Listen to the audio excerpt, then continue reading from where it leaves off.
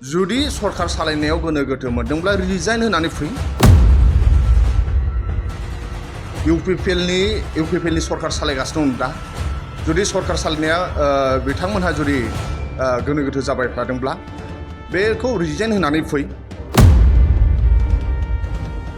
Resign होनानै फैयोब्ला जों नेक्स्ट इलेक्शना थाब जागोन।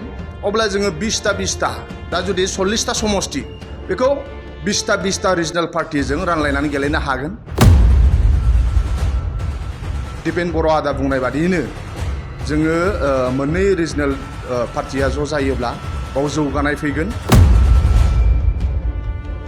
दुलाराय बर' फरायसा आफादनि आफादगिरि दिपेन बर' बिथाङा भारत उदांस्रि सान 15 आगस्टआव गावनि फेसबुकआव मोनसे टुइट खालामदों जे बर'नि सोमावसारग्रा आफादफ्रा ज' जानो नांगौ आरो बर'नि रिजनेल पार्टिया ज' जानांगौ होननानै। दा बिथांनि लिरनायखौ आङो कास्टम बसुमतारी पार्सनेल भिउ आंनि फारसेनिफ्राय आं साबायखर बावो।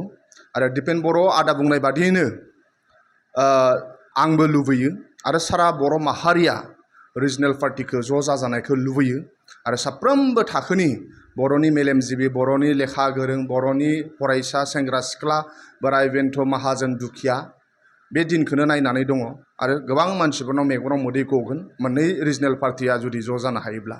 दा ओंखायनो आंबो पार्सनेलि लुबैयो।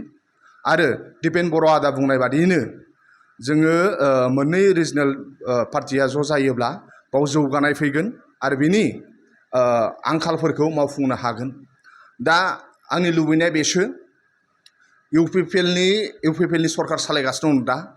जुदि सरकार सालायनाया बिथांमोनहा जुदि गोनो गोथो जाबाय थादोंब्ला बेखौ रिजाइन होनानै फै।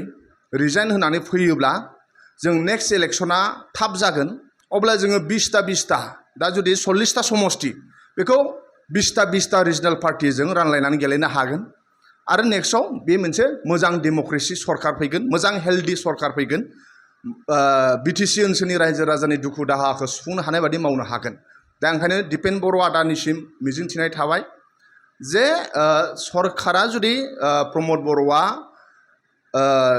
बिथांमोनहा जुदि सरकार सालायनायाव गोनो गोथो मोनदोंब्ला रिजाइन होनानै फै। होमबाना इलेक्शना थाब मास मोननैनि उनावनो जागोन। अब्ला जोङो 20टा रानलायनानै गेलेनो हागोन। आदा दिपेन बर' बुंनाय बादि बर'नि सोमावसारग्राफ्रा ज' जानो नांगौ आरो बर'नि दैदेनगिरिफ्रा ज' जानो नांगौ आरो रिजनेल पार्टिया ज' जानो नांगौ। अब्ला जागोन। ओंखायनो आदा दिपेन बर'नि लिरनायखौ साबायखर बावनानै आरो बांसिन आदा दिपेन बर' बिथाङा दायित्व लाबावनानै थाबनो जाहाथे बे रायजो राजा लुबैनाय नों आं लुबैनाया जायो बेखौ मिजिंथिनाय थाबाय।